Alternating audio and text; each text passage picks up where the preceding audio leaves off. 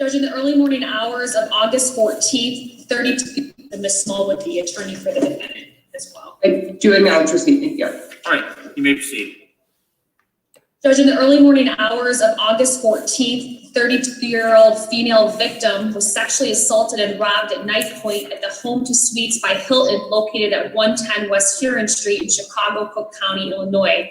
Responding officers were dispatched to a 911 call of a well-being check at that hotel. When officers were unable to speak with the victim upon their arrival, they did speak with the defendant's girlfriend and learned that the defendant's girlfriend and the victim had been friends for several years. Officers then learned that the defendant's girlfriend and the victim were downtown enjoying themselves for the weekend because the victim was moving out of state the following day. The victim left the hotel room, walked to a nearby Walgreens to purchase some items to bring back to the hotel room. Defendant's girlfriend was on the phone with the victim while the victim was walking back to the hotel and ended the call when the victim was right outside the hotel. Defendant's girlfriend then dozed off inside the hotel room, and when she awoke, she realized that the victim had not returned and left to go look for her. At that point, while searching for the victim, defendant's girlfriend heard a faint call for help coming from the stairwell of the hotel, near the hotel room. She went into the stairwell and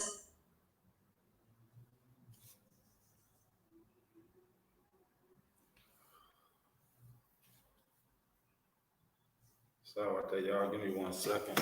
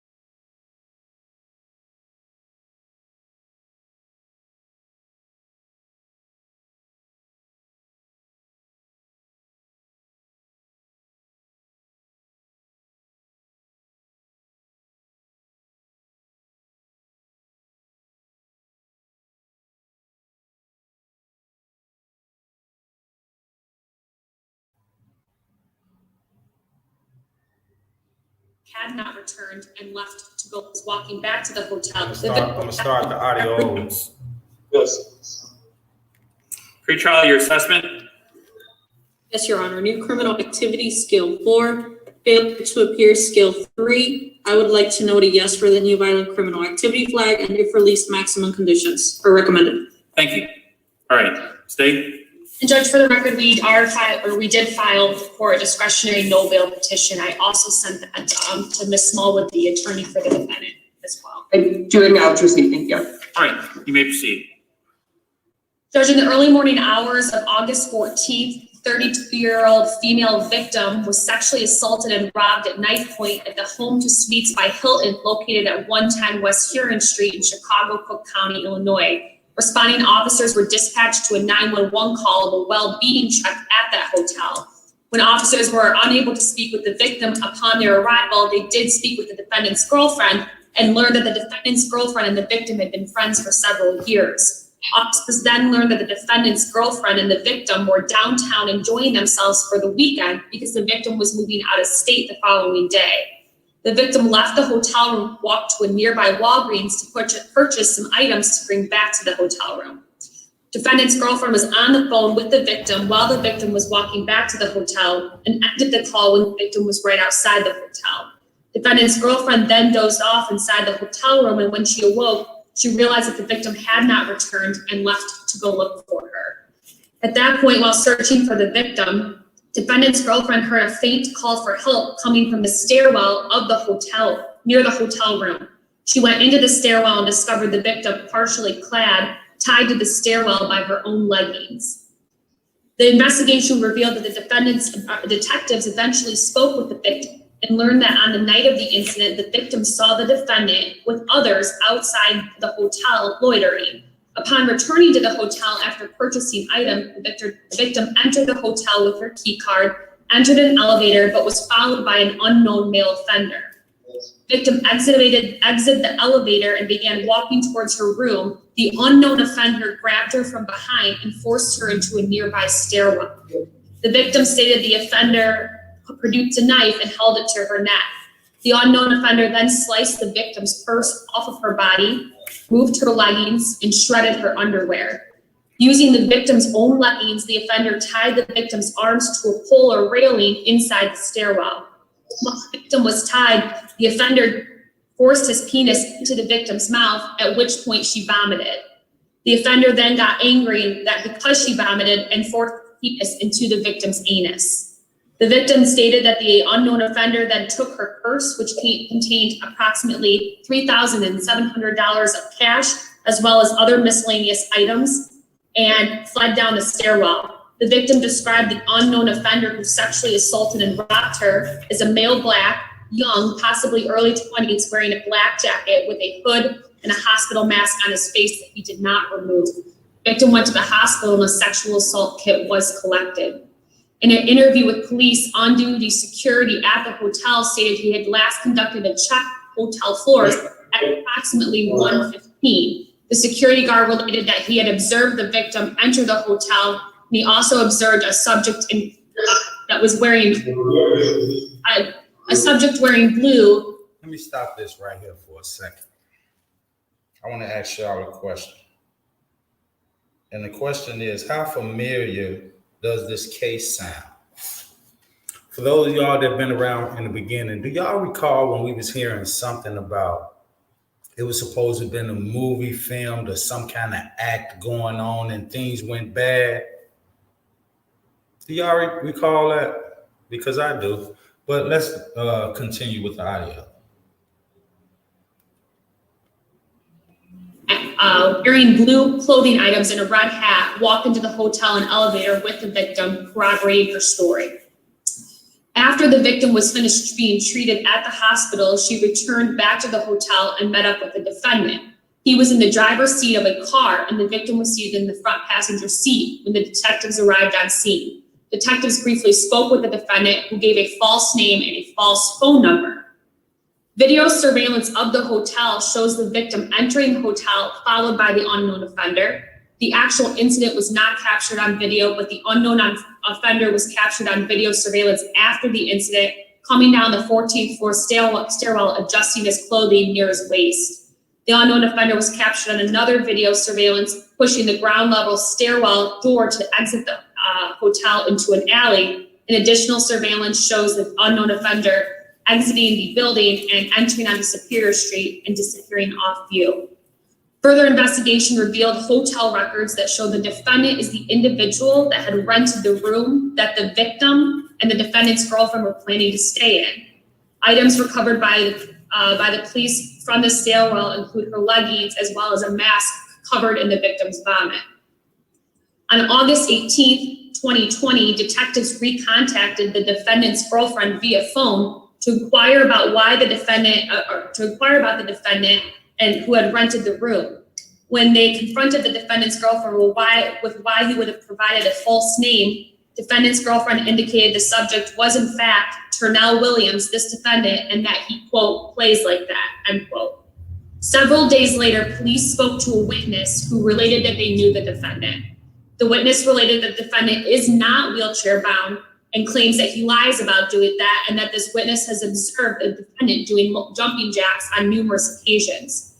Defendant Williams has had prior personal injury cases and has also referred clients to lawyers as well due to his fake wheelchair claims. Your Honor, I'm going to object to relevance in regards to this.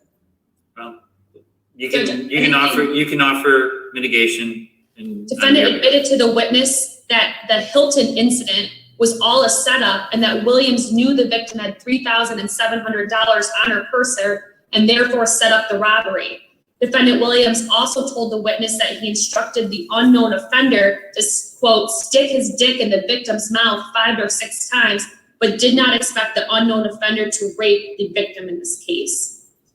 In later interviews, the witness related that he had known the defendant for several years, identified a photo of the defendant, and agreed to assist the detectives in this investigation. The witness indicated the defendant is, quote, a drug dealer, quote, and boasts about getting girls hooked on drugs so that they are become dependent on him. The witness warned that the victim was now actually living with the defendant under false pretenses. The witness further indicated that the defendant's motivation to set up the victim was to sue the Hilton Corporation for the aggravated criminal sexual assault and armed robbery. Defendant indicated to this witness that he was planning on setting up another aggravated criminal sexual assault with another different female victim. Defendant told this witness that he is planning on using the same offender for this rape because the offender is, quote, a real animal and enjoys it, end quote, and these are the defendant's own words. Defendant told this witness that he had to set up the rape and robbery. He told this witness that he was scouting the Hilton for a lawsuit due to their poor security and surveillance cameras.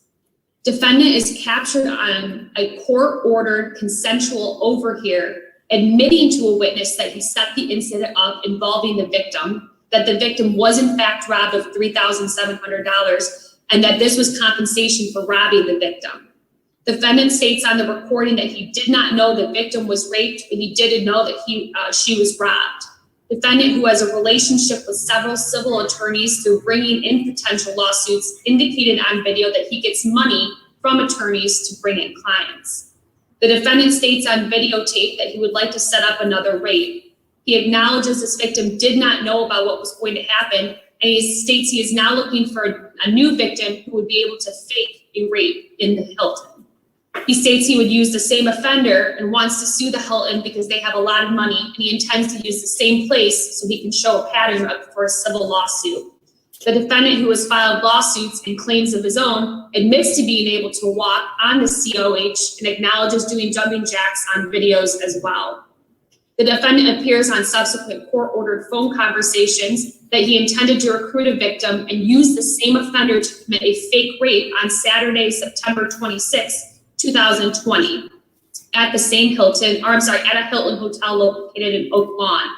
Based on this information, the officers placed the defendant in custody, and the defendant's girlfriend was interviewed again on Friday, September 25th, 2020. She indicated that the defendant did set up this rape and intended to set up a future one, but indicated that they were supposed to be staged for purposes of just getting lawsuit money. She admitted to being on the phone with the defendant when the victim left the hotel to give the defendant updates on her location, her being the victim in this case. She indicated the defendant could walk and is mobile and uses the wheelchair as a cover for his civil lawsuits. Again, defendant was arrested on Friday, September 25th. After being advised of his rights, the defendant was interviewed. He gave numerous inconsistent and constantly changing versions of his events, and then stated he was involved with somebody whose identity he was unwilling to provide to assist with the staging rape of a victim in the case. Judge, those are the facts of the charges, and in regards to this case, the defendant has 9 felony convictions. I also want to note that at this time, he's currently on a $500,000 bond for an armed robbery Class X out of Will County, Illinois, for which he had posted. He has a 2015 aggravated battery, great bodily harm. He had actually just been released from parole approximately 2 months before this incident had occurred. He has a 2011 PSMV, a 2008 felony theft, a 2004 federal conviction for theft of government funds, a 2002 felony cannabis, 1999 unlawful use of a weapon by a felon, a 1995 conviction for robbery, and 2 separate 1994 PSMVs, as well as 5 failures to appear. The state is seeking leave for the discretionary no bail petition to be granted based on the offenses that the defendant is charged with. The state believes, and Judge, I'm asking to be sworn to the petition in this case before I proffer my facts for the basis of this petition. All right, I've got a copy of the petition that's before me on this case. Ms. Chernowski, raise your right hand. You swear the facts contained in the petition are true and accurate to the best of your knowledge? Yes, Your Honor. All right. You may Judges, continue. it would note that the proof is evident and the presumption is great that the defendant is guilty of the offenses that he's charged with and that he made admissions to the acts for which he is charged, is identified by the victim, his girlfriend, and surveillance video, as well as audio recordings that all relate to this investigation, and that the release of the defendant would pose a real and present threat to the physical safety of any person or persons. In support thereof, we also note again that he was on a bond that he had posted for an armed robbery case and has other violent convictions in his background. Defendant's participation in planning and executing the sexual assault of this victim in this case, as well as his deceit and trying to garner payment for these staged and carried out acts, makes him a threat to the physical safety of others. Defendant's calculated actions demonstrate a complete disregard for the physical safety of the public and a wanton callousness towards the value of human life, and using such tactics as a means to make money. And we're asking that you deny the defendant any bail at this time. All right. Anything else, State? I think I got it covered. That's it, Judge. Okay. Ms. Smalley. Thank you, Judge. We are asking that you do deny the state's request for no bail as indicated on the petition. It is a discretionary request for no bail. The client is 43 years old, a lifelong resident of Cook County, presently living at his current address here in the city with his fiance. He is the father of 3 children, attended Finger High School through the 12th grade. He did not graduate. However, he did later go on to achieve his GED. Additionally, he did do some vocational trade school, did also attend Malcolm X. We are seeking a healthcare order in regards to this case, Judge. As indicated, you can visibly see that my client is wheelchair bound and does receive government assistance, specifically disability, for the injuries that he has sustained. I believe my partner is down there with that healthcare order. In regards to the facts that were proffered by the state, would note that the admissions allegedly to this is listed as a witness. There's no indication as to who this witness is. There's no indication as to when these conversations between my client and this witness were alleged to have taken place. And he was allegedly making admissions or statements from the witness stating that he had allegedly set up this rape. I would note the complaints are not signed by the victim in regards to this case. If the court is requiring monetary bond, he does believe that the family is able to post approximately $2,000. There is an address for electronic monitoring. Do appreciate that he is out on bond, Judge, but while he does have a background as well, the failures to appear are minimal. And I would ask the court not to consider some of the 1990s charges if the sentence is outside what should have been proffered to the court. So therefore, Judge, we are asking for the court to set a reasonable bond. Do not believe that the proof is evident and the presumption is great as indicated by the state. All right, thank you. Mr. Williams. Yes. Okay. The state describes a series of events that, as alleged, are chilling. The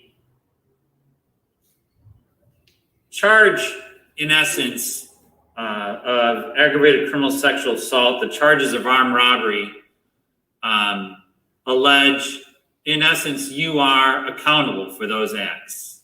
Illinois law recognizes that an individual can be accountable for the acts of another if they aid or abet in the planning or commission of the offense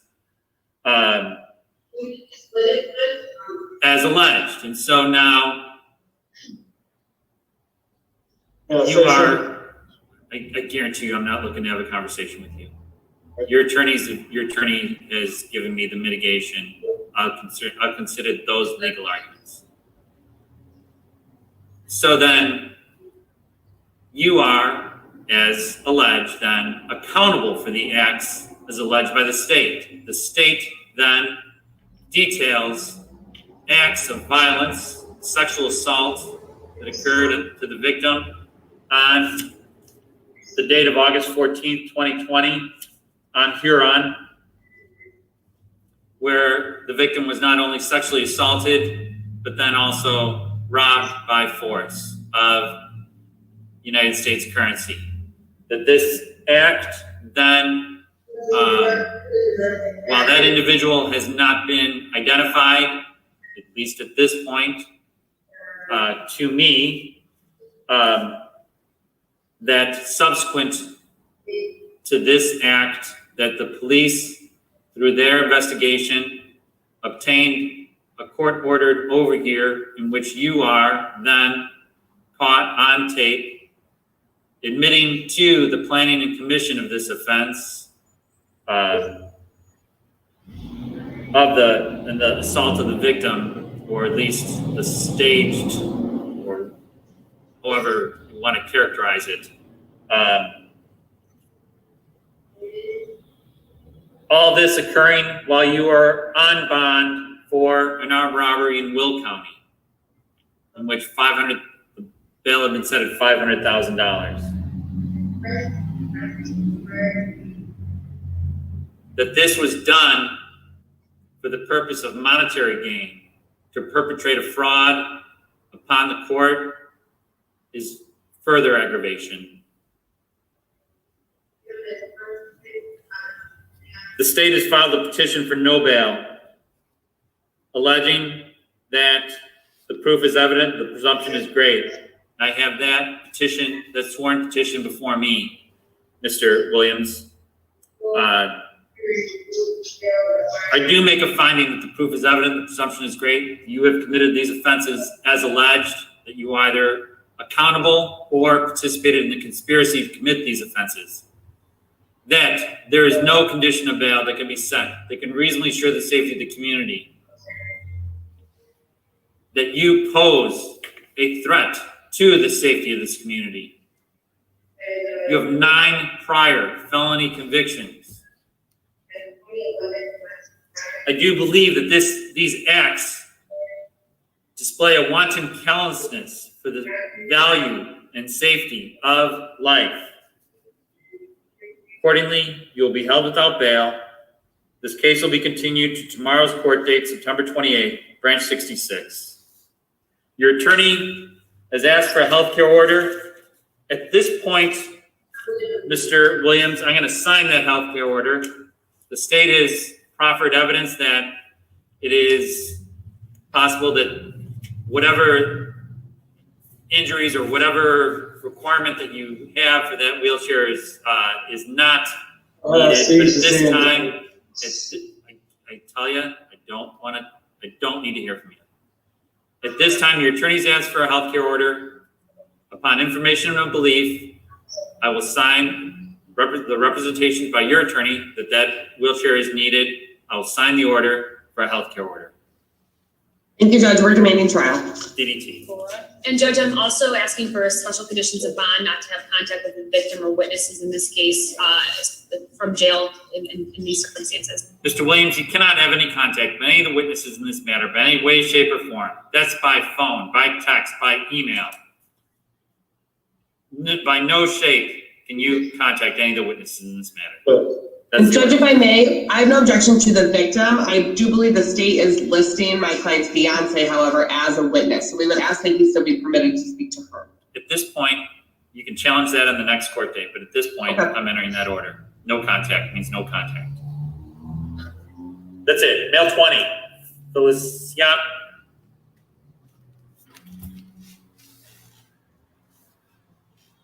Wow, there was some shocking audio. And it just happened here in Chicago. What y'all think about that?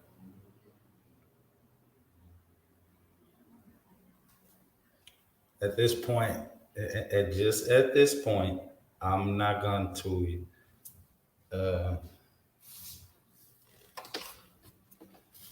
inject my opinion on the matter, but what y'all think?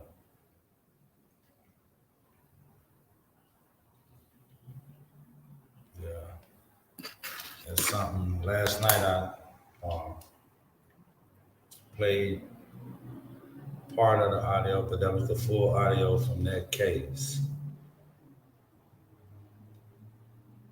But yeah, on YouTube and everything, and in the comments or whatever, I like to know what y'all think. Till next time, y'all be safe out here. Peace, one love.